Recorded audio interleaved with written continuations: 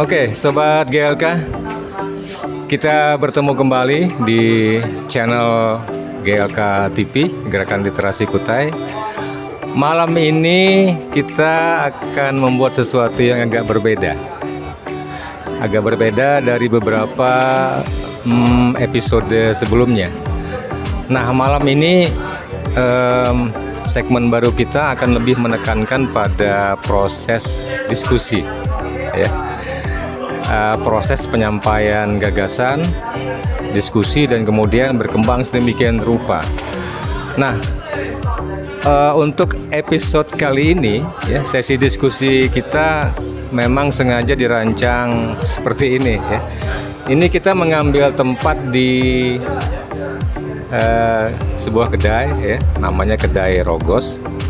Dan kebetulan Kedai Rogos ini juga ada di home base-nya GLK, Gerakan Literasi Kutai, di Tenggarong. Suasananya agak rame nih, ya. Ini ada pengunjung-pengunjung dari Kedai Rogos, dan lokasi kita juga di pinggir jalan. Jadi mungkin nanti ada suara-suara yang cukup mengganggu. Dan ini memang disengaja, ya, disengaja. Salah satu alasannya adalah kami kepingin menghadirkan suasana yang berbeda, kayak gitu, ya. Kami kepingin menyampaikan kepada kawan-kawan bahwa yang namanya diskusi itu ya nggak harus di tempat yang formal, nggak harus di tempat yang ideal, gitu. Kita juga bisa diskusi di tempat dimanapun, termasuk di sini, di kedai.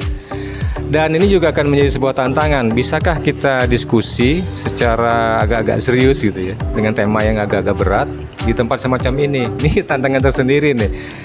Tantangan bagi si pembicara, termasuk tantangan juga bagi teman-teman yang lain. Nah, malam ini saya mengundang secara khusus teman-teman yang memang udah biasa aktif di GLK.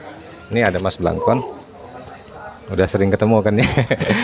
Kemudian ada Mas Arsad, ini juga anggotanya GLK. Nah, mereka berdua ini diundang secara khusus karena berkaitan dengan temanya, ya. Pembicara kita pada malam ini ada Ripki. Nah, Ripki ini juga anggotanya GLK, ya. Dia sekarang masih kuliah di Jogja. Malam ini Ripki akan secara khusus menyampaikan ide dan gagasannya tentang sesuatu. Dan ini berkaitan dengan perkuliahan yang didalami, ya, Ki, ya. Iya, Pak. IT, ya. IT. Nah, nanti dia akan menyampaikan gagasan dia tentang Smart Village. Nah, kan ini kan sesuai nih dengan dua teman yang udah diundang nih. Karena Mas Blangkon sama Mas Arsad ini kan memang praktisi untuk urusan IT. Baik, kita akan segera mulai aja, ya, Sobat GLK. Kita akan kasih kesempatan untuk Ripki. Kita akan lihat nih, bisakah dia menyampaikan gagasannya, idenya, ya, tentang sesuatu yang ya nggak bisa dibilang sederhana, gitu, ya, di tempat semacam ini nih. Ini agak ribut, gitu, ya kan. Terus tanpa ada screen, tanpa ada tanpa ada papan tulis. Ini cuma mengandalkan penjelasan secara verbal. Sebuah challenge juga, bisakah dia menyampaikan gagasannya secara utuh dengan cara seperti ini, gitu kan, hanya dengan mengandalkan verbal, ya. Dan tantangan juga buat panelis, termasuk saya yang malam ini sebagai host, sebagai moderator, dan sekaligus sebagai panelis juga nantinya. Bisakah kita menyimak penjelasan dari Ripki di tempat semacam ini? Ya, mudah-mudahan bisa, ya. Baik, Sobat GLK, kita akan segera simak saja. Apa sih sebenarnya yang menjadi ide atau gagasan dari Ripki berkaitan dengan Smart Village? Ripki siap? Siap, Pak. Ya, kalau udah siap, udah jalan. Oke. Silakan, Ripki. Halo Sobat GLK. Ya. Perkenalkan, nama saya Ripki Dermawan. Saya mahasiswa dari Yogyakarta Negara. Tapi asal Kutai Kartanegara. Asal Kutai Kartanegara. Ya. Di sini saya sedikit ingin menjelaskan mengenai konsep Smart Village. Nah, jadi Smart Village itu apa sih sebenarnya? Smart Village itu adalah desa cerdas, dan Smart Village itu merupakan pengembangan dari Smart City dan bagian terkecil dari Smart City. Nah, Pada dasarnya Smart Village merupakan sebuah konsep di mana sebuah desa dapat menyelesaikan permasalahannya dengan cerdas. Nah, lalu Smart Village digagas untuk memanfaatkan teknologi informasi. Nah, dari situ memang perlu ada beberapa macam aspek yang harus kita penuhi. Nah, lalu kenapa Smart Village itu harus diterapkan di desa-desa yang ada di Kutai Kartanegara? Karena memang 5 atau 10 tahun ke depan Smart Village ini bakal diterapkan di desa-desa yang ada di Indonesia. Siapa nih? Wah, nambah lagi. Ramai Pak, seru. Amunisinya harus banyak ya. Soalnya ini serius nih, berat nih. Silakan nih. Silakan lanjutkan. Dan tidak hanya berfokus pada kecanggihan teknologi di suatu desa saja, Smart Village juga diharapkan dapat mengubah kondisi masyarakat menuju keadaan yang lebih baik dan sejahtera, menumbuhkan kesadaran di masyarakat akan pentingnya sebuah inovasi dalam usaha kecil yang berpotensi menciptakan kewirausahaan dan meningkatkan kualitas pelayanan di desa dan sebagainya. Nah, jadi ada 3 elemen pokok untuk memenuhi atau membuat dari konsep Smart Village itu. Yang pertama, Smart Government, terus Smart Community, lalu yang terakhir Smart Environment. Nah, di sini Smart Government itu memiliki sasaran untuk mewujudkan tata kelola administrasi dan pemerintahan daerah yang efektif, efisien, komunikatif, dan terus melakukan peningkatan kinerja birokrasi melalui inovasi dan adopsi teknologi yang terpadu. Nah, di sini memang harus selalu terintegrasi dengan teknologi informasi itu sendiri. Lalu Smart Community, masyarakat memiliki peran penting dalam konsep Smart Village. Masyarakat tidak hanya sebagai tujuan penyelenggaraan pemerintahan dan pembangunan desa, tetapi juga sebagai sebuah kesatuan yang memiliki kehendak dan tujuan untuk menentukan arah kehidupannya. Nah, jadi di sini memang perlu mungkin di situ, karena selama ini yang saya lihat Smart Community itu kan bermaksud untuk meningkatkan sosial kulturalnya. Nah, jadi di situ dengan adanya komunitas yang cerdas, jadi dapat meningkatkan dari gaya atau pola hidupnya, lalu bagaimana cara bersosialisasi dan bagaimana selalu dapat saling gotong royong, karena itu kan sebagai budaya Indonesia. Nah, lalu Smart Environment, di sini adalah lingkungan pedesaan dalam konteks Smart Village tidak hanya diartikan sebagai lingkungan alam yang ada di desa. Nah, melainkan bagaimana desa itu sendiri mempunyai desa yang rapi, bersih, dan selalu menjaga kearifan lokalnya itu sendiri. Nah, jadi di sini saya memiliki konstruksi Smart Village. Jadi ada beberapa aspek untuk menunjang Smart Village itu bisa dihadirkan di desa-desa. Yang pertama sebenarnya untuk dari pendekatan. Jadi pendekatannya itu bottom up modelnya. Jadi dari bawah ke atas. Lalu posisi pemerintah itu sebagai fasilitator. Posisi masyarakat itu sebagai customer atau pelanggan yang menikmati hasil dari Smart Village itu sendiri. Lalu pengembangan terhadap elemen Smart Village yang tadi yang ada 3 itu. Lalu prosesnya, penguatan, kesadaran, dan partisipasi. Untuk prioritas sasaran, masyarakat menengah, miskin, dan belum terberdayakan.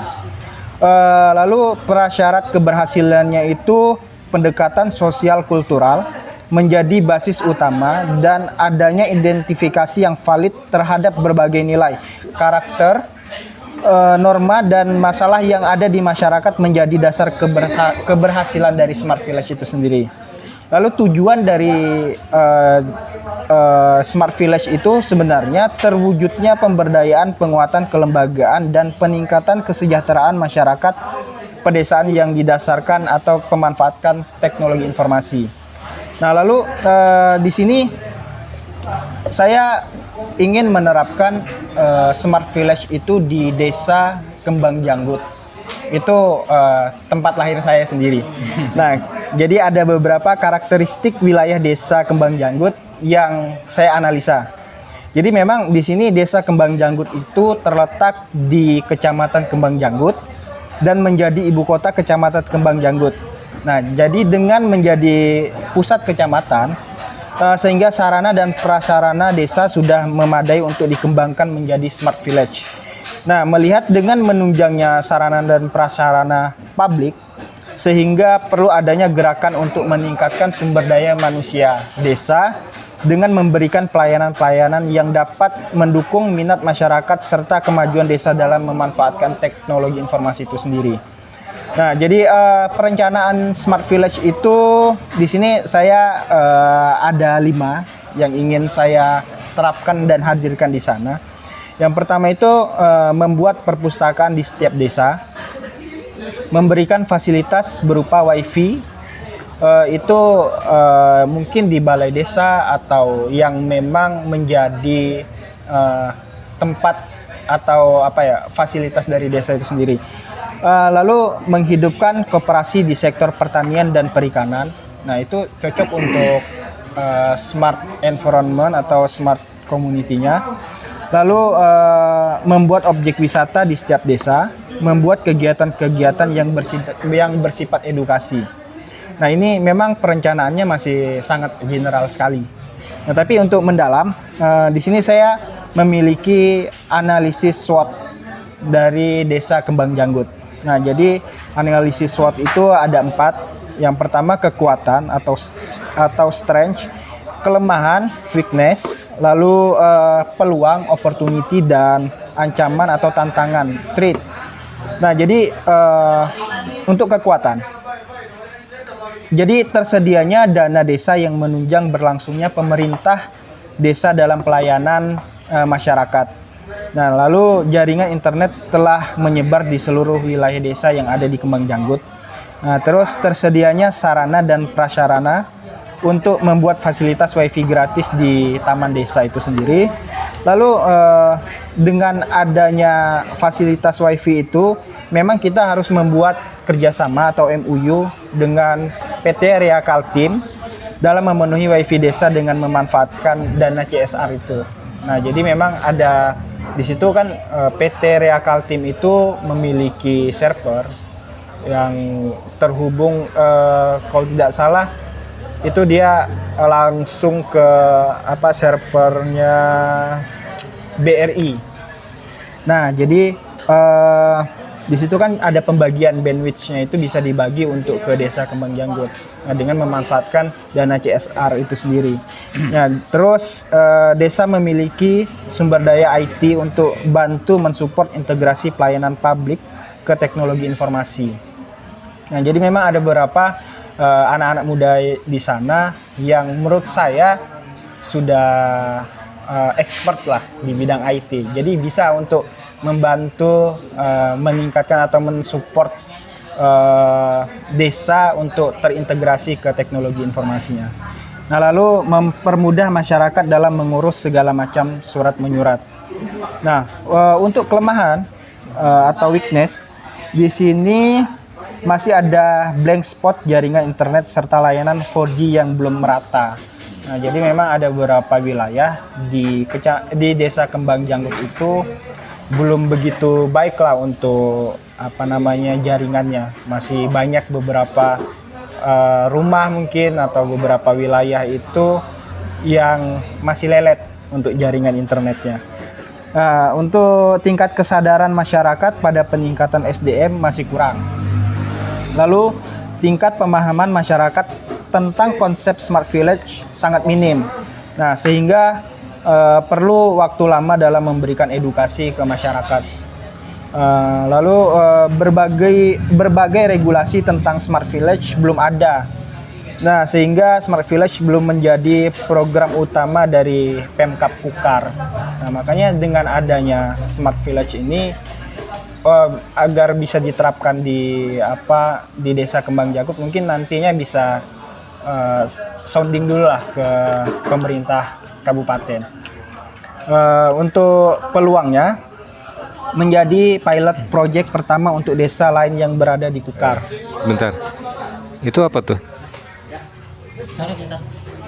Di sini kah? Iya. Siapa yang pesan? Saya. Wah. Saya kelaparan, Pak. Kayaknya kerja keras dia malam ini nih ya. Harus pesan makan nih. Soalnya ini bicara tentang kemang janggut kan. Oh iya. Oh iya kan? Ya sudah silakan. Dari situ fotonya dari situ. Dari situ aja? Ya, jadi masuk semuanya. Ganggu konsentrasi orang gitu. Ya, Pecah. biar ada breaknya dulu. Oke, makasih. Itu apa sih? Beda ya? Bait menu Soto. baru, Pak. Oh, menu baru dari Rogos Kedai ya. Oke. Harus dicoba. Ada, oke lanjut Ki. Oke, Silakan. jadi tadi yang dari analisis SWOT-nya itu untuk peluang. Jadi ada beberapa peluang yang memang saya lihat bisa menjadi sebuah potensi lah untuk Desa Kembang Janggut itu sendiri. Nah, jadi menjadi pilot project pertama untuk desa-desa lain yang berada di Kukar. Nah, meningkatkan minat literasi pemuda-pemuda desa, menghidupkan komunitas-komunitas desa yang siap untuk memajukan desa, menjadi desa pertama yang sudah menerapkan Smart Village yang ada di Kaltim.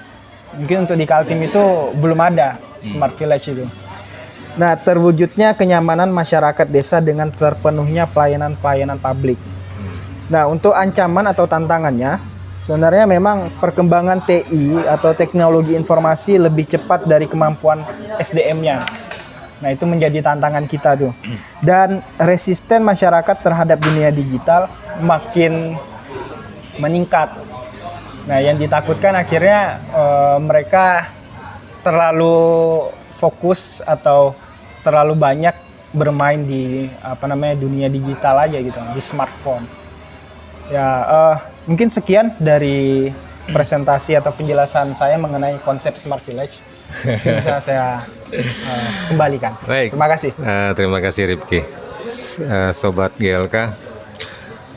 Ya seperti yang aku bilang tadi ya, ini jujur saja, aku menangkap ceritanya Ripki itu nggak sangat-sangat mudah gitu.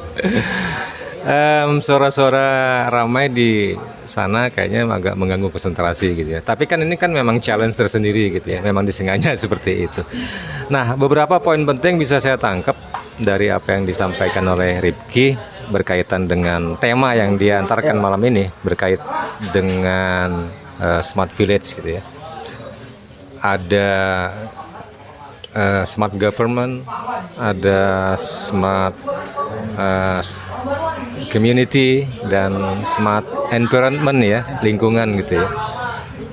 Iya, aku juga udah mulai terbayang nih kan, apa sesungguhnya konsep ini dan apa hubungannya nanti dengan literasi dan gerakan literasi. Baik, sebagaimana yang sudah kita atur sebelumnya tadi, bahwa malam ini saya berperan sebagai moderator sekaligus juga panelis gitu ya. Nanti aku akan sampaikan beberapa komentar berkaitan dengan apa yang disampaikan oleh Ripki tadi. Tapi untuk mengawali ya, kita kasih kesempatan dulu nih buat praktisi IT, anggotanya GLK. Tapi sebelumnya aku ingin mengingatkan bahwa kita sekarang masih berada di situasi pandemi, jadi aku harus harus pakai masker. Meskipun nih suaranya nggak enak ya, mudah-mudahan masih bisa terdengar dengan cukup jelas. Kita hanya ingin menyampaikan bahwa kita masih berada di situasi pandemi dan kita tetap mendukung protokol kesehatan. Pelanggan udah siap? Siap. Wah, baik, silakan dieksplorasi nih, apa nih kira-kira yang ingin direspon dari apa yang disampaikan oleh Ripki. Oke, siap. Sobat GLK, Blangkon. Oke, terima kasih. Halo Sobat GLK. Saya sangat tertarik dengan pembahasan Smart Village ini ya, dan yang disampaikan oleh saudara Ripki, yang dimana saya merasa melihat pada malam hari ini ada putra daerah dari Kebang Janggut yang ingin memberikan sesuatu yang baru dan mendukung dari sisi masyarakat di sana dan dari sisi juga di pemerintahannya. Dari jabaran yang ada beberapa yang ingin saya ingin diskusikan, yaitu keterkaitan Smart Village itu sendiri di Desa Kemang Janggut seperti itu. Karena saya lihat tadi bahwasanya perencanaan ataupun strategi ataupun cara untuk melakukan Smart Village itu di Desa Kecamatan Kemang Janggut itu ada beberapa poin yang dimana ada 5 hal, ya kan? Yang pertama, membuat objek wisata di setiap desa, ya kan? Membuat perpustakaan di setiap desa, memberikan fasilitas berupa WiFi di setiap balai desa yang ada, menghidupkan koperasi di sektor pertanian dan perikanan, membuat kegiatan-kegiatan yang bersifat edukasi. Ada analisis yang disebutkan di dalam bicara tentang kekuatan, kelemahan, ancaman yang ada. Hanya beberapa poin saja yang disebutkan di dalamnya. Kelemahan dan kekuatan, ancaman dan yang lainnya itu tidak disebutkan. Contoh misalnya seperti menghidupkan koperasi di sektor pertanian dan perikanan. Saya tidak lihat gambaran itu seperti apa gitu. Karena pengetahuan saya tentang Smart Village itu sendiri, karena posisi masyarakat itu kan sebagai end user tuh, ya kan, sebagai customer. Dimana kalau kita bicara dalam prosesnya itu memerlukan analisis. Ada 3 analisis yang perlu diperhatikan, yaitu bicara tentang nilai, karakter, dan norma yang ada di masyarakat Kemang Janggut itu sendiri. Nah, Kecamatan Kemang Janggut itu ada 11 desa ya kalau nggak salah ya. 13. Berapa? 13. Ada 13 ya. Ada Genting Tanah, Losakoh, ya kan? Ada Hambau, Kemang Janggut, Kelekat, Pulau Pinang, Longbleh Halo dengan Longbleh Modang, ya kan? Baru Bukit Layang, terus dengan Muai, terakhir Perdana. Berarti ada jumlah berapa? 8. Jadi yang saya ingin lihat itu adalah bagaimana cara membagi bahwasanya 5 poin yang dimasukkan dalam strategi itu di sektor pertaniannya, di sektor sumber daya manusianya, terus juga di sektor-sektor pariwisatanya. Apakah di antara desa-desa itu sudah dibagi nih, mana yang di sektor pertanian, mana yang sektor pariwisata dan segala macam. Itu yang perlu kita lihat, karena posisi yang kita perhatikan adalah bagaimana masyarakat itu kan ditempatkan sebagai customer untuk menggunakan teknologi di dalamnya itu. Nah, masyarakat sebenarnya diberikan prioritas mengenai potensi dan karakter mana yang ingin dikembangkan atau dilembagakan melalui Smart Village itu sendiri. Nah, saya ingin tahu nih gimana tanggapannya Ripki melihat setelah saya membagi zona geografis desa yang ada, kan kita perlu data nih, gitu kan? Nggak seenak-enaknya kita bicara tentang kita harus membangun, bahkan bahasanya di sini kan kayak pemerintah nih membuat objek wisata setiap desa, gitu kan?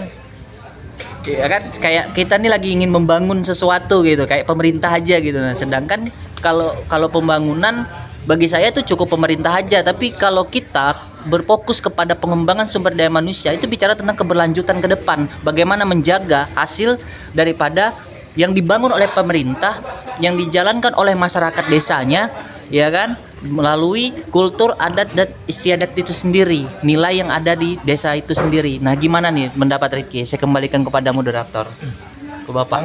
Langsung aja ya. Oke. Gimana?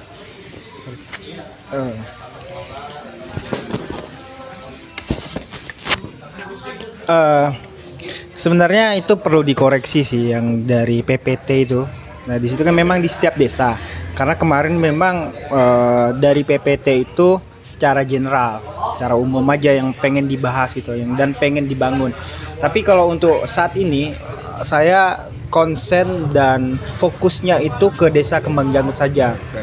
Desa Kembang Janggut. Ya. Oke. Nah, kalau secara geografis dan lain sebagainya, saya belum melihat di Kecamatan Kembang Janggut itu mana-mana aja desa yang berpotensi gitu untuk dikembangkan Smart Village. Tapi karena sekarang ini yang pengen saya fokuskan itu Desa Kembang Janggut, jadi saya memang menganalisa gitu, menganalisis apa yang perlu dikembangkan di sana. Nah, yang pertama objek wisata. Objek wisata di Desa Kembang Janggut itu sudah ada, namanya Pulau Sarai. Nah, tapi selama ini yang mengetahui atau tahu tentang objek wisata itu hanya sebagian kecil, masyarakat kecil aja ya, khususnya ya mungkin di Kecamatan Kembang Janggut aja gitu. Nah, makanya dari situ kalau misalkan Desa Kembang Janggut itu sudah memiliki website desa yang dapat untuk membantu mempromosikan objek wisata itu sendiri. Dan sekarang ini kan memang saya lihat memang untuk pengelolaannya sudah baik. Jadi ada beberapa UMKM yang sudah mulai berjualan di sana gitu loh. Nah, tapi untuk soal tiket dan sebagainya itu belum.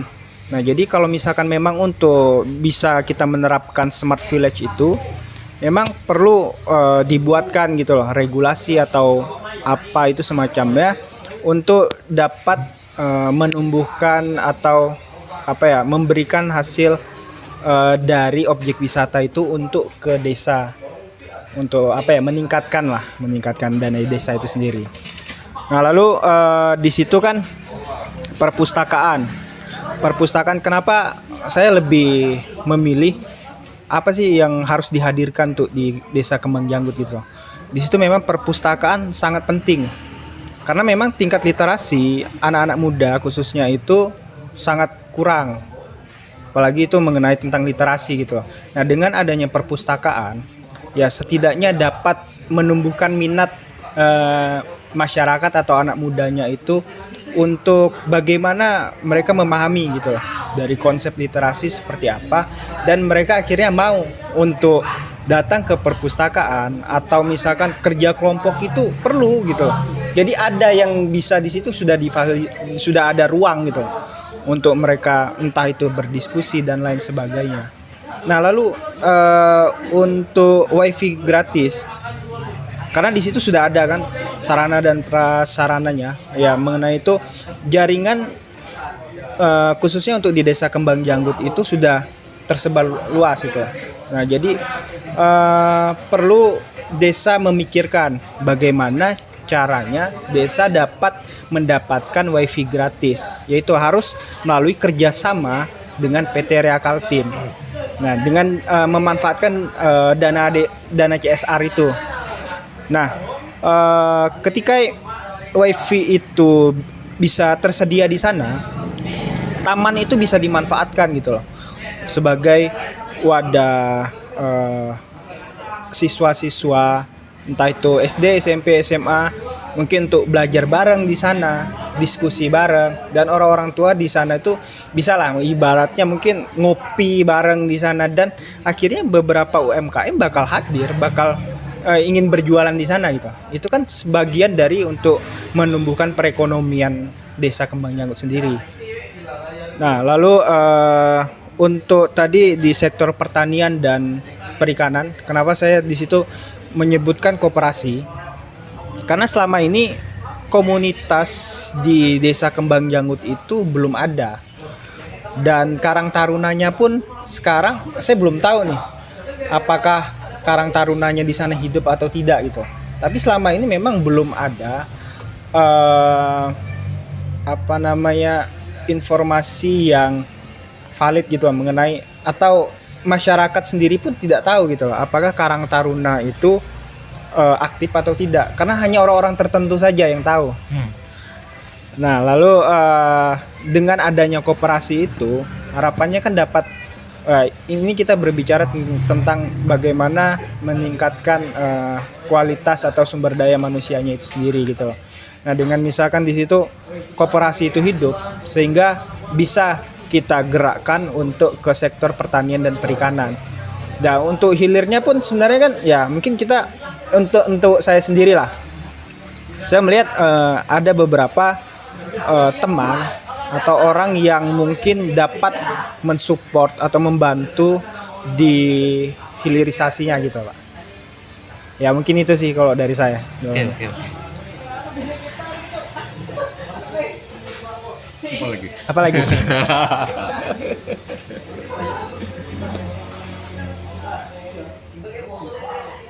Kalau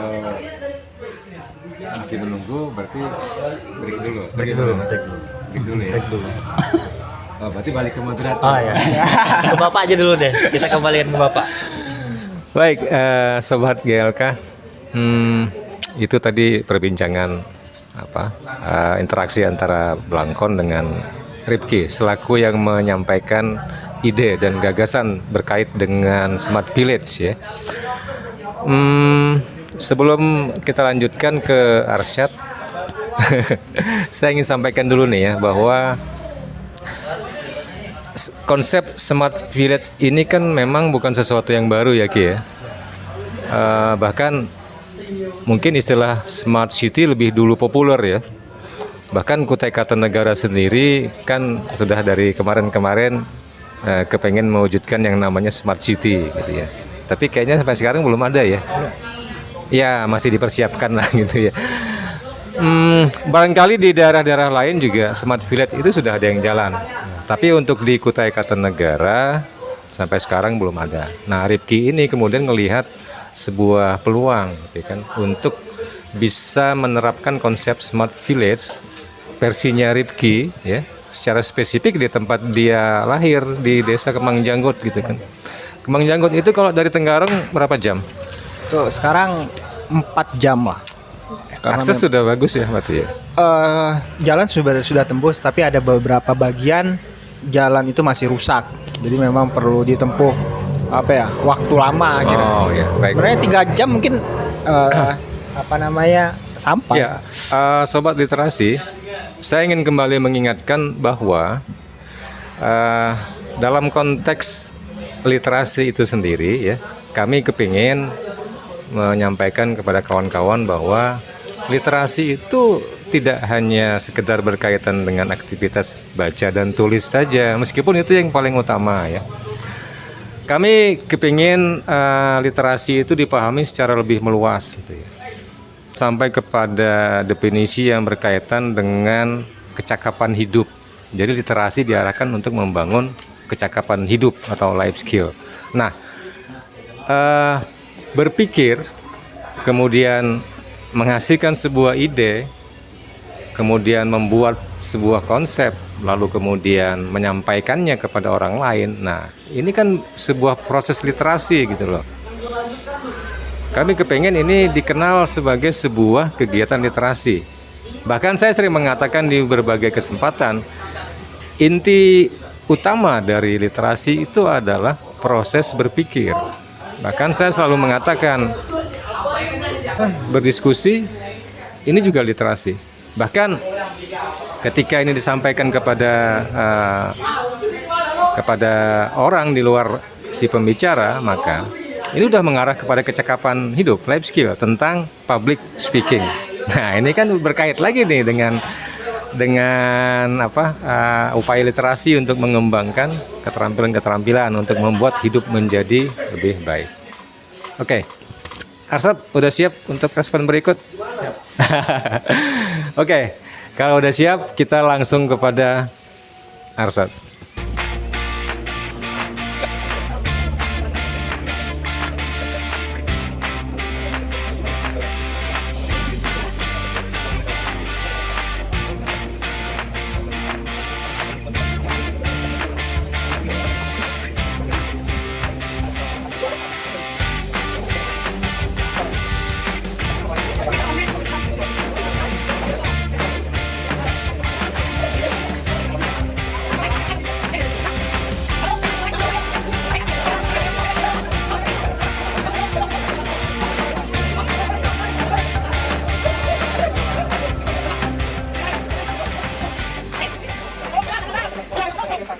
Oke, sobat GLK, masih di channel Gerakan Literasi Kutai TV di segmen yang baru.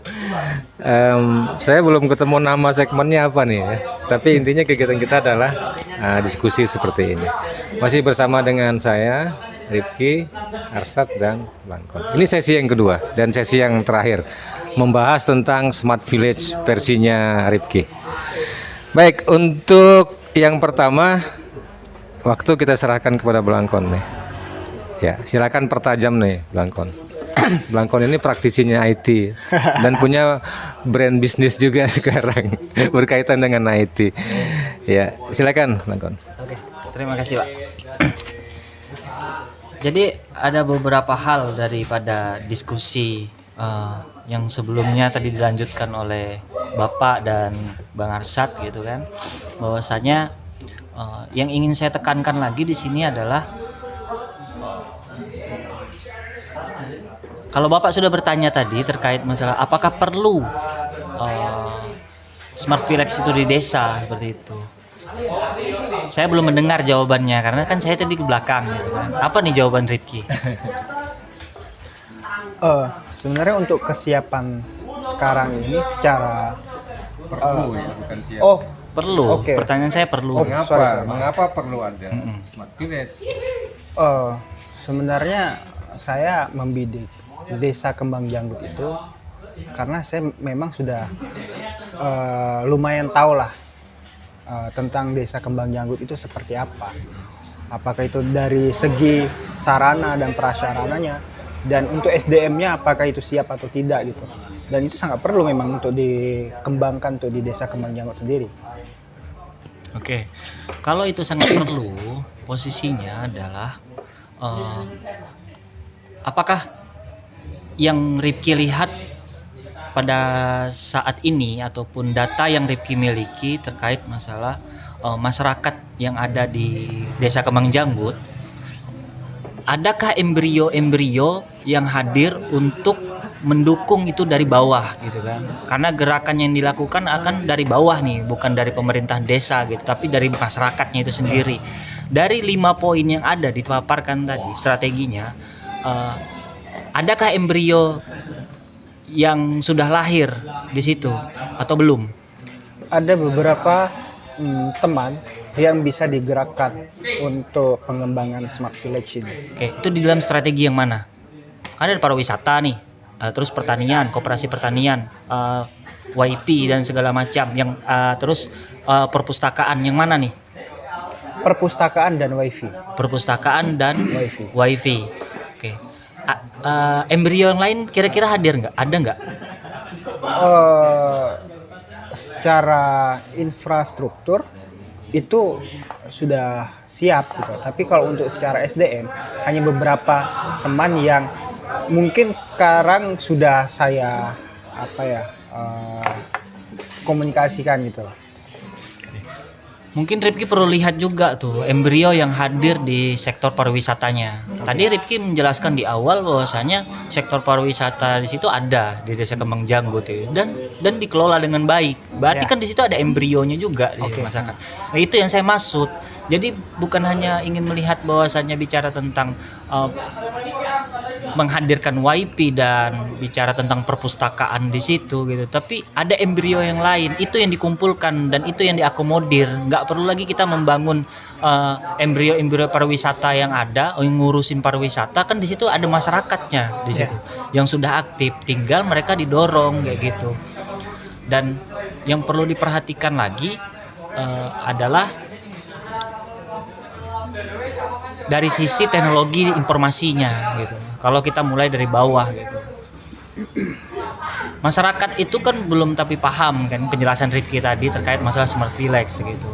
Tapi perlu diberikan contoh gitu. Contoh nyata atau real yang sudah ada di Desa Kembang Janggut, itu yang disebut Smart Village sebenarnya dari awal kayak gitu, dari nol. Kesadaran mereka terhadap objek wisata yang dibuat, yang dikembangkan gitu, seperti itu. Apalagi saya tadi mendengar bahwasanya di Desa Kembang Janggut itu sudah ada punya website gitu, tapi tidak terkelola dengan baik gitu kan. Nah, yang lebih difokuskan adalah bagaimana sumber daya manusia yang ada itu bisa berkelanjutan di dalamnya terkait masalah teknologi informasi, bukan hanya dari sisi pemerintah gitu. Karena dari sisi pemerintah juga dia membutuhkan itu gitu, membutuhkan teknologi informasi. Dan sisi masyarakatnya juga dia membutuhkan sisi teknologi informasi, melihat kinerja daripada pemerintah desa itu sendiri gitu. Dan pemerintah desa juga memberikan layanan menggunakan teknologi. Nah, yang menjadi pertanyaan adalah apakah masyarakat perlu menggunakan teknologi itu? Contoh misalnya pembuatan KTP ataupun kartu keluarga. Sepengetahuan saya pada saat di tahun 2018 sampai tahun 2019, karena saya dulu kerja di Koperasi Nusantara yang berurusan dengan pengurusan pendaftaran haji. Terkendala mereka itu terkait masalah kartu keluarga dan KTP di situ. Dan itu offline, harus dikirim dulu ke Tenggarong baru tervalidasi di kabupaten seperti itu. Mereka dari kelurahan desa Hambau ke kecamatan Kemengjanggut, ke kecamatan Kemengjanggut ke kabupaten seperti itu. Itu masih menggunakan offline gitu. Padahal kalau bicara tentang jaringan, ya kan? Padahal desa itu lebih mendominasi loh menggunakan jaringan gitu kan. Tapi kenapa tetap offline? Nah, kalau bicara tentang WiFi dan teknologi informasi, kami dari sisi yang disebut Bapak tadi praktisi IT dan segala macam itu kami mendukung, tapi di satu sisi kami juga harus melihat secara kebutuhan yang diperlukan tidak sebenarnya di masyarakat desa Kemengjanggut itu sendiri. Jangan sampai kita menghadirkan sesuatu itu yang tidak dibutuhkan oleh si masyarakatnya. Itu yang jadi bahaya, menghabiskan anggaran dan segala macam seperti itu. Itu yang harus diperhatikan lebih dominasinya. Nah, terkait yang dimulai dari bawah, saya sarankan sih lakukan gerakan itu seperti gerakan literasi kutai seperti itu. Gerakan literasi kutai itu dia tidak terlalu berpangku tangan dengan kabupaten kota gitu loh. Yang saya lihat seperti itu, dia tidak bicara tentang bawa proposal minta bantuan pemerintah, tapi dengan gerakan yang mereka lakukan, mereka bisa jalankan aja tuh sampai saat ini gitu. Tidak perlu bahwasanya ada pemerintah desa yang membantu gerakan yang Rifki dan teman-teman lakukan seperti itu. Bagaimana bicara tentang kemandirian, itu yang paling penting. Kalau dari sisi saya seperti itu, Pak. Dan teknologi akan mendukung di situ. Karena teknologi itu hanya sebagai alat saja gitu, bukan sebagai yang utama. Alat untuk membantu permasalahan yang ada di sosial itu sendiri. Seperti itu. Itu tanggapan saya, Pak. Gimana nih? Sebenarnya iya, saya juga harus tahu gitu loh. Kira-kira kapasitas saya sampai di mana dan apakah kuat ketika misalkan saya bergerak memang dari elemen masyarakatnya. Nah, di sini yang memang perlu ada dukungan dari pemerintah desa. Karena yang pertama, kesiapan saya untuk selalu mendampingi di Desa Kemengjanggut itu belum. Karena saya belum menjadi orang yang selalu menetap di Desa Kemengjanggut. Nah, sedangkan saya sebagai mahasiswa yang berkuliahnya pun di luar pulau, di luar Kabupaten Kutai Kartanegara, itu sangat menyulitkan. Nah, makanya perlu gerakan ini dilakukan dari pemerintah desa dulu, dan saya sebagai inisiator. Nah, lalu saya hanya mendampingi dan bagaimana ini bisa berjalan dari pemerintah desa itu sendiri. Kalau misalkan saya sebagai masyarakat yang benar-benar ingin memperjuangkan itu dan dengan segenap kekuatan, kemungkinan sulit sekali. Siapa yang sulit nih? Siapa? Yang sulit siapa? Dari saya pribadi. Dengan melakukan gerakan dari masyarakatnya. Dari masyarakatnya, karena kesanggupan saya dan saya pun banyak berdiam diri di Tenggarong ketimbang di Kemengjanggut gitu. Nah, iya. itu sebagai konsekuensinya ketika melakukan gerakan itu dari pemerintah desa dengan kita melakukan gerakan dari desa dari masyarakatnya, itu yang paling besar siapa? Konsekuensinya yang mana? Resiko yang besar tuh yang mana? Antara masyarakat desa dengan aparat desanya itu sendiri. Siapa yang punya resiko yang lebih besar? sebenarnya kedua-duanya sebagai inisiator dan sebagai eksekutor di situ, fasilitator ya. Yang ingin jadikan eksekutor tadi kan ada pemerintah desanya nih. Iya. Iya kan? Itu kan yang ingin dijalankan Rifki. Oke. Yakinkah tidak itu akan jalan? Makanya perlu pendekatan persuasif di situ. Oke. Saya kan ingat itu pendekatan persuasif seperti itu. Analisisnya ketika sudah bicara tentang pendekatan persuasif, kan kita bicara tentang keberlanjutan setelah pendekatan itu sendiri. Jalankah atau tidaknya seperti itu. Ketika dia tidak jalan, apa alternatif Rifki? Akhirnya saya takutkan itu adalah yang sama seperti Bapak tadi mengatakan ketika pemerintah desa tadi tidak bisa menjalankan, itu sampai stop saja itu gagasan yang ada gitu loh. Sedangkan gerakan yang bagi saya adalah gerakan bawah itu lebih manjur daripada kita gerakan dari atas. Seperti itu. Kalau ingin berkeberlanjutan melalui masyarakat yang sadar. Kalau ketika mereka tuh sudah sadar, apa aja mereka lakukan tuh. Nggak mungkin mereka nggak melakukan karena bicara tentang kesadaran di masing-masing sektor mereka. Kalau melalui desa, ini sudah bicara tentang kepentingan yang luar biasa nih di desa nih. Iya. Sama dengan halnya ketika ada swasta masuk, feedbacknya apa untuk kami ketika kami masuk support tuh tadi. Ya kan? Apa support kami nih? Contoh misalnya nih ada brand high tech misalnya seperti itu. Dia mendukung tuh untuk gerakan pemuda, bicara tentang literasi. Apa feedbacknya? Kan bicara tentang bisnis kami. Setidaknya bisa nge-brandingkan high tech itu sendiri dan dapat mempromosikan high tech. Dapat mempromosikan High tech itu sendiri untuk di masyarakat Kembang Janggut. Yang pertama. Yang kedua, sebenarnya memang untuk membangun konsep smart village ini tidak bisa semata-mata hanya satu elemen masyarakat yang menggerakkan. Sulit. Apapun itu pergerakannya, ketika hanya satu orang yang melakukan dan tanpa ada penguasa di situ sebagai penguatnya, akan sulit. Karena seperti ini, konsep ini kan besar untuk desa dan perlu kolaborasi dengan berbagai macam entah dari elemen masyarakat, tokoh, dan pihak-pihak yang memang sesuai dengan kerjanya, tupoksinya di situ. Yang saya lihat seperti itu. Kenapa? Mengintegrasikan teknologi informasi itu memang kan perlu nih dari skup desa, itu perlu untuk misalkan mengenai bagaimana cara membuat KTP atau KK itu tidak perlu lagi secara offline, tapi bisa online. Nah, itu kan harus menghubungkan dulu. Bagaimana menghubungkan website desa ke Disduk Capil. Nah, itu kan perlu komunikasi lagi. Perlu kerjasama lagi di situ, kolaborasi.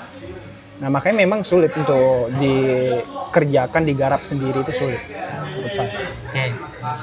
Kalau pemahaman saya ya, ini pemahaman saya nih. Ketika gerakan yang dilakukan oleh masyarakat itu ada dan terlihat, ini lagi bergejolak nih gerakan masyarakat nih, kan timbul nilainya nih. Oke. Pemerintah desa tuh, biar tidak diminta pun mereka akan ikut di situ.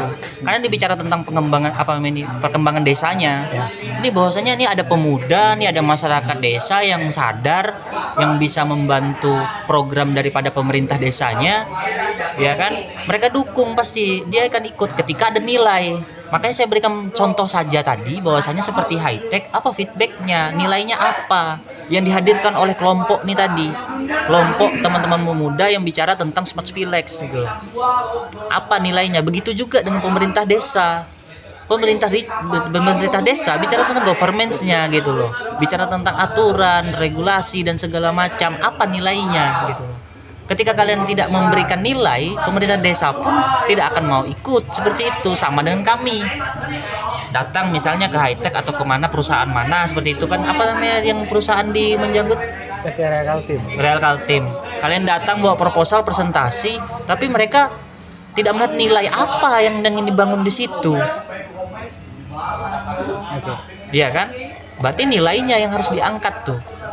Dari kesadaran embrio-embrio yang sudah hadir di masing-masing 5 poin yang Rifki sebutkan tadi.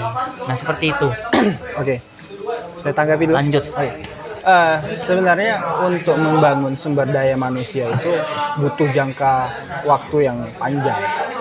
Nah, ini kan kita berbicara tentang bagaimana peningkatan SDM di situ.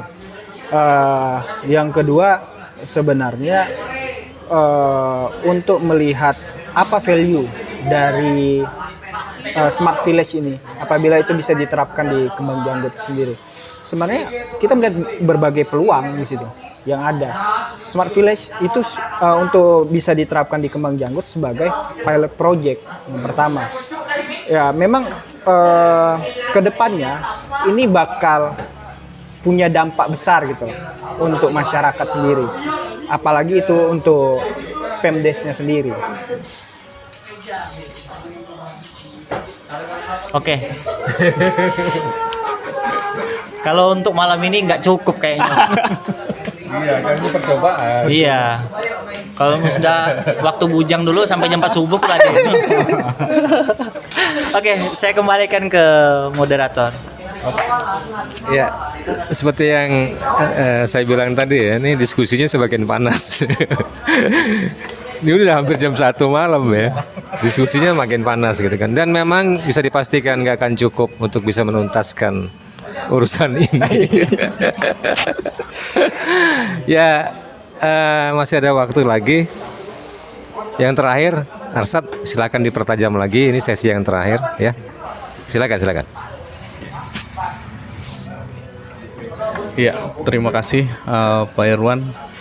Kalau ke saya sih mungkin terkait pertanyaan, saya rasa kalaupun saya bertanya mungkin kembali lagi kepada data. Saya senangnya main data sebenarnya.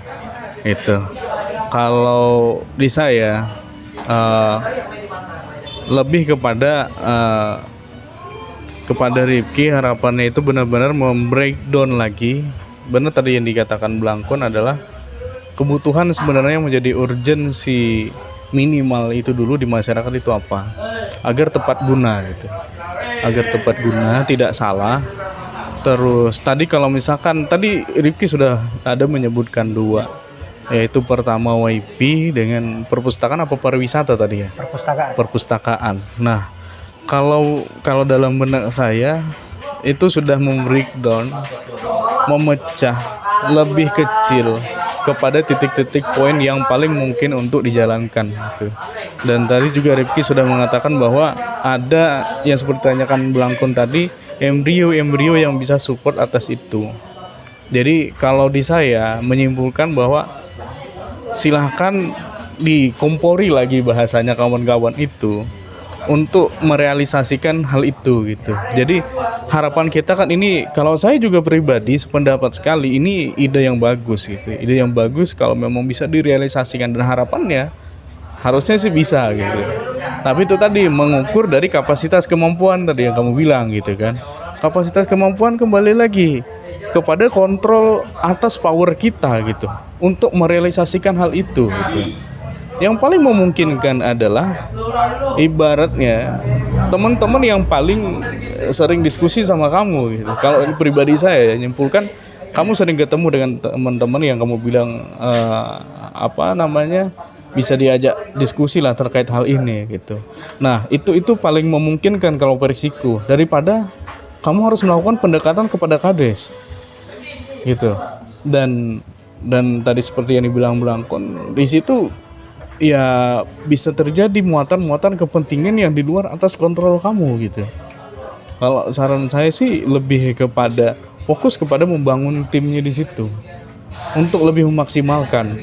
Nah, kalau menurut saya power paling memungkinkan di kamu, saya pribadi ya, aku nggak tahu kalau kamu mikir power kamu mampu untuk mencapai titik deal kesepakatan dengan kades ini gitu. Aku nggak tahu sudut pandang kamu mengatakan tetap kembali kepada berharap kebijakan di kades ini. Tapi dalam menentukan kebijakan, faktanya adalah di situ kan akan melihat tadi yang Blangkon katakan, value apa yang didapat dari kades. Bisa saja sudut pandang kamu value-nya itu cukup menjual, tapi bisa saja ada tawaran value yang lebih menjual dari orang lain gitu. Untuk kades ini gitu. Akhirnya mematahkan ide kamu itu gitu. Nah, kalau menurutku paling memungkinkan adalah dari teman-teman yang terdekat kamu. Kalau saranku, terus dimaksimalkan terkait dengan data analisanya gitu. Kalau ke saya sih pribadi itu. Mungkin ada tanggapan atau misalkan yang sudah kamu kerjakan seperti apa gitu. Oke. Memang ada beberapa teman yang sudah saya ajak diskusi untuk pengembangan Smart Village ini, dan mereka siap untuk mendukung dan untuk bergerak ke hal ini. Ya memang sekarang butuh pendekatan. Kenapa memang butuh pendekatan ke kades ya? Karena ini kan memang berbicara tentang kepentingan desa. Kita berbicara tentang kepentingan desa. Karena apalah artinya saya sendiri sebagai masyarakat di situ untuk membangun ini ketika tidak ada dukungan atau sokongan dari pihak-pihak yang memang punya power di sana. Nah, makanya ya kalau mau desa itu maju, memang perlu dari atasannya juga yang menyiapkan itu dan ingin bergerak untuk itu gitu. Nah, kecuali kalau misalkan ini berbicara tentang bisnis, itu beda hal lagi. Itu tanpa adanya pemerintah untuk mendukung itu pun tidak masalah bagi saya. Maksud saya gini, lebih kepada kemampuan keyakinan kamu untuk merealisasikan gitu.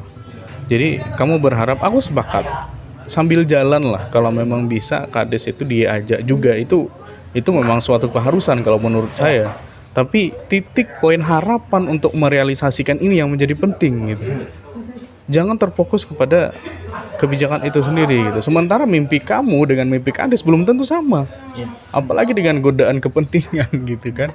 Itu menjadi di luar bayangan kontrol kamu nantinya. Itu minimal dari kamu dan teman-teman yang punya mimpi sama gitu.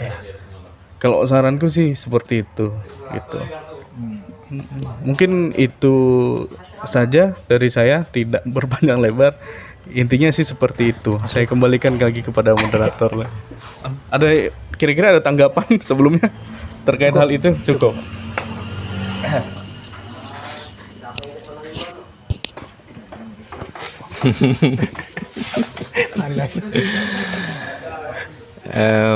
Ya, ini sesi yang terakhir ya, Ripki dan kawan-kawan.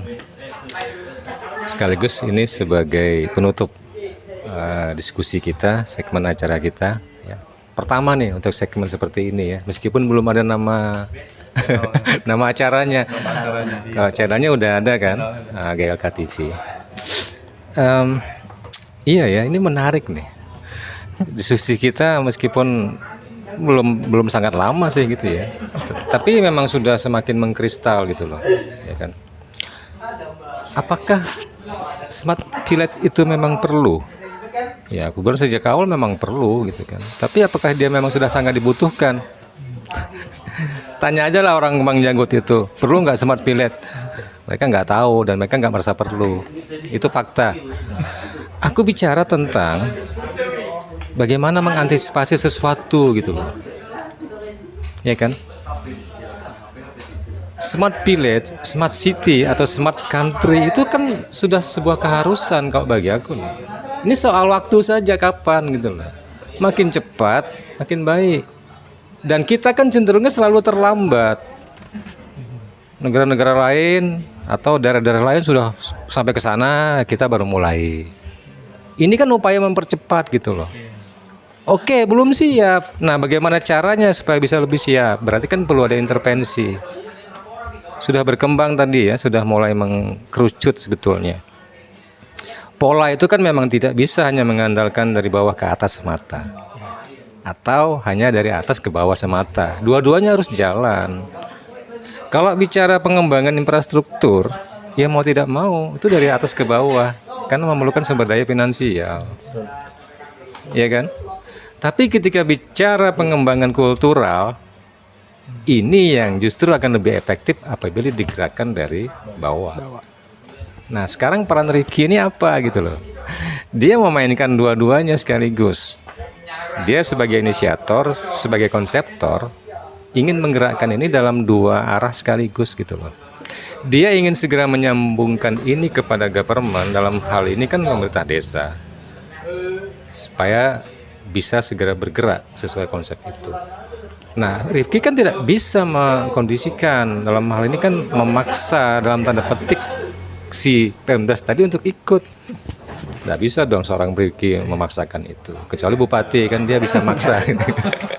Mau nggak mau. Ya, tapi Rifki kan bisa memperhalus itu dengan daya tarik, dengan value gitu loh. Ketika disampaikan, iya ya gitu kan. Tiba-tiba kardesnya jadi, ayo gitu kan. Itu kan bagaimana cara Rifki mengemas sesuatu yang ini tuh menjadi punya daya tarik, value tadi itu yang bilang Bangkon. Terus di sisi yang lain, kan nggak nunggu itu bergerak baru yang dari bawah bergerak. Yang bawah ini kan sudah bisa segera dikondisikan, bahkan sudah mulai jalan sebenarnya kan. Sudah terkumpul beberapa kawan yang ya udah mulai paham dan mau bergerak. Nah ini yang lebih diintensifkan gitu. Hanya memang ada problem di Rifki nih. Dia sekolah di Jogja. Kalau bicara waktu, dia akan lebih sering di Jogja dengan di Tenggarong, bukan di Kembang Janggutnya. Harus dicarikan solusi bagaimana caranya gitu. Ya kan, mau tidak mau harus ada orang-orang setempat Ya, siap. yang harus yang udah siap gitu kan untuk mau berdarah-darah. Sekali lagi kan tentang packaging gitu loh. Nah, gerakan literasi dalam hal itu GLK gitu kan. Ini kan nanti secara otomatis juga akan ambil peran gitu loh.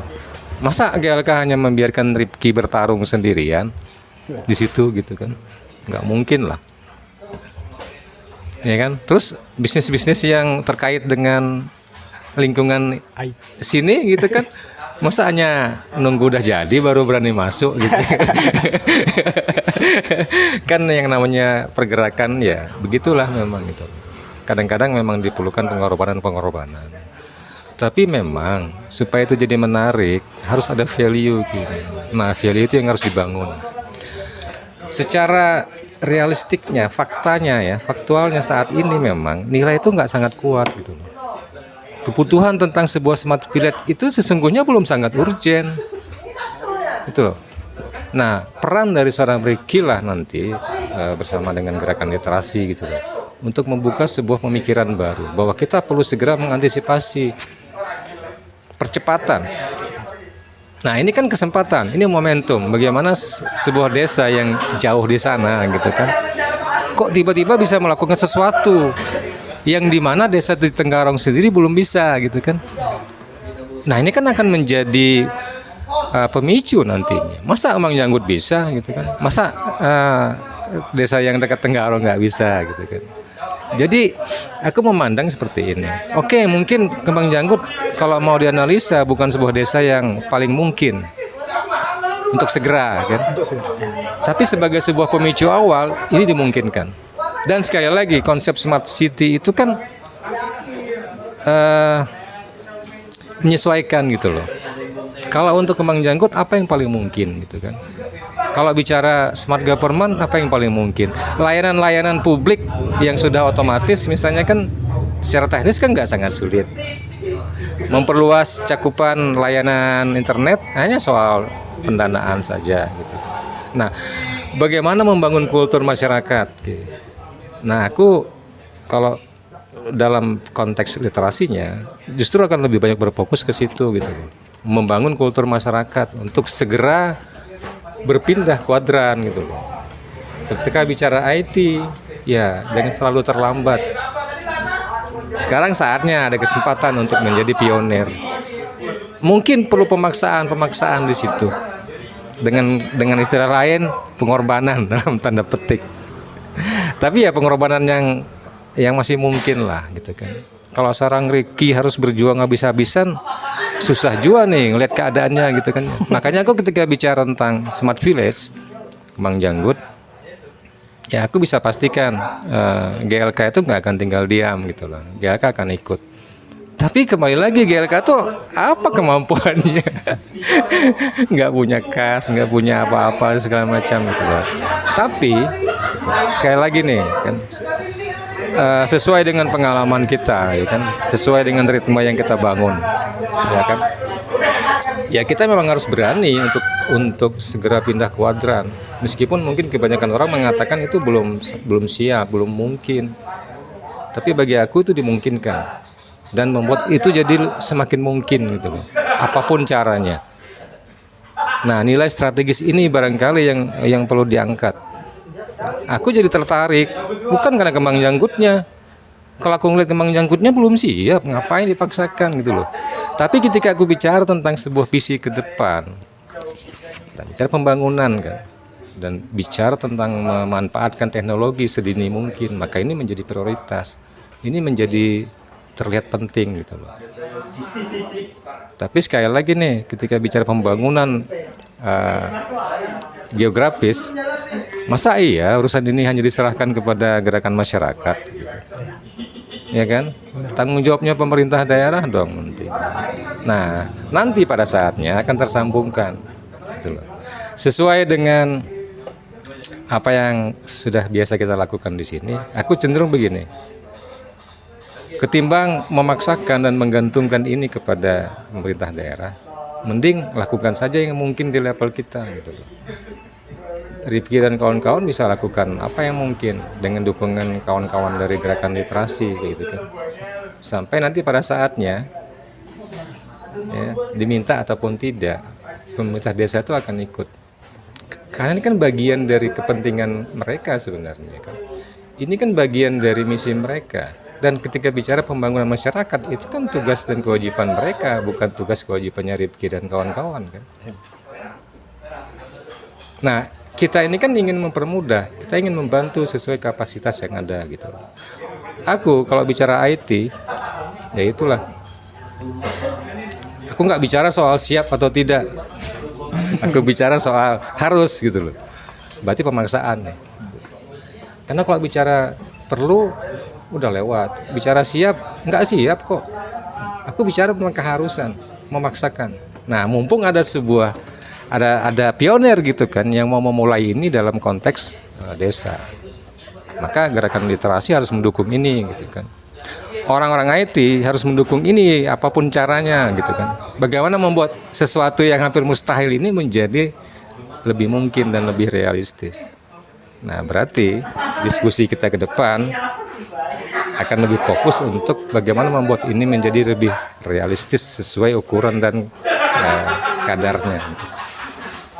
Sesuai ukuran dan kadarnya. Yang penting lakukan dan terus bergerak. Kira-kira gitu ya.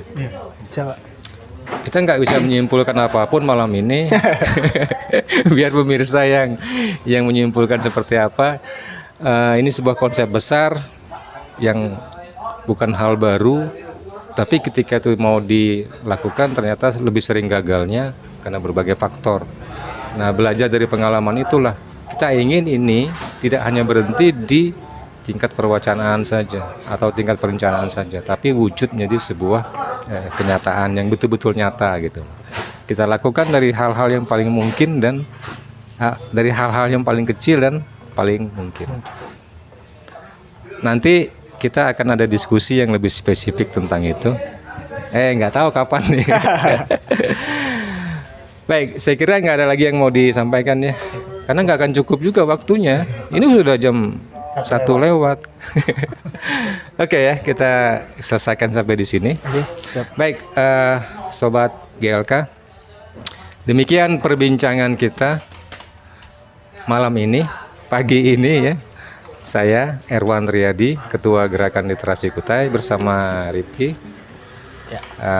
mahasiswa mahasiswa Jogja asal Kukar yang jadi pembicara membawakan tema Smart Village. Ya. Kemudian ada Arsad, praktisi IT, dan lain-lain ya.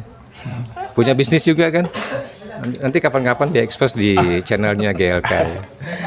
Ini Blangkon juga demikian, praktisi IT, punya bisnis juga. Dan hebatnya adalah kalau aku bilang mereka praktisi IT, dua-duanya ini otodidak. Iya loh. Otodidak itu artinya mereka bukan lulusan perguruan tinggi gitu. Tapi skill mereka tentang IT, kalau bagi aku gitu ya, udah oke lah gitu. Baik, Sobat GLK, terima kasih sudah menonton. Sampai ketemu di segmen dan acara-acara berikutnya. Sampai ketemu lagi. Salam literasi.